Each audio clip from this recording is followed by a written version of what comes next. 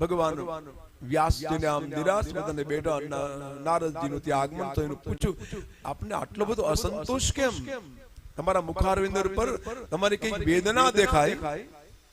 કહ્યું મેં આટલા આટલા શાસ્ત્રો રચ્યા પણ હજી મને કોઈ આનંદ નથી મળ્યો. તમે કઈ પણ કાર્ય કરો અને એ જો કાર્યમાં આનંદ ન મળે તો માનું કે આપણા કામમાં કઈક ખામી છે.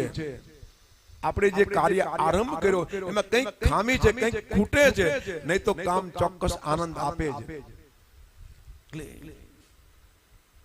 કહ્યું તમે વાણીનો વિલાસ કર્યો પણ તમે વાણીમાં ભાવ ઉત્પન્ન ન કર્યો.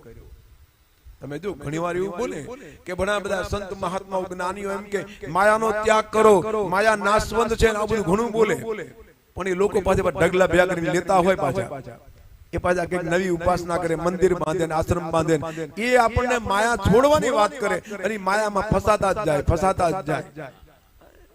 એટલે એ શબ્દો હોઈ શકે પણ શબ્દોમાં સમજણ ન હોય તો શબ્દ કોઈ દી આનંદ આપતો જ નથી. તમે વાણીનો વિલાસ કરી શકો, સારું સારું બોલી શકો, પણ તમે અંદરથી ઊંઘ ન આવે, તમે કોઈને કોઈ સંકટોથી ઘેરાયેલા રહો, માનું કે આપણામાં કઈક ખામી છે. એટલે અમારે જ્યાં સુધી વક્તૃત્વ અને વાણી, ઘણી વાર એવું બને શરીર બહુ સુંદર હોય, માના ફોટા બહુ પડાવે અને પછી ફોટા પછી જુઓ તો કે હવે આને ઓળખા આવે ભાઈ રહેવા દો ને, સો ચૂહે માર કે બિલ્લી હલચકો ચલી, આવું દેખાતું હોય ને તો આવો યુનિફોર્મ શા કામનો?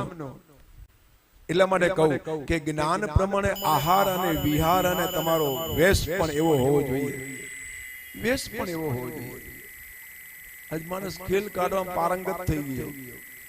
પેલા તો બહુરૂપી એક જાતિ હતી કે એ બધા ખેલ કાઢે એનું ભરણ પસંદ કરે, પણ આજે તો માણસ બહુરૂપી થઈ ગયો. એટલે આકૃતિ સુંદર હોય પણ કૃતિ ખરાબ હોય તો વક્તૃત્વ અને કર્તૃત્વમાં ફેર હોય, માનું તમે જે આનંદમાં કઈક ખૂટે છે. ચહેરાથી બહુ રાજી ન થવું, ફોટાથી બહુ રાજી ન થવું.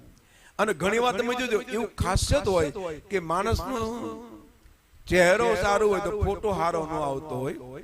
તમે ગમે એટલા ફોટા પાડો અને ઘણી વાર એવું બને ફોટા હારા વખતે પણ સામે ચહેરો જોવા ન ગમતો હોય, આવું બધા લગભગ બને. તો એનું કારણ છે કે પ્રકૃતિ તમને કહે છે કે તમે આકૃતિ અને પ્રકૃતિમાં બહુ વિકૃતિ છે, એટલે બેયનું મેચ નથી થતું.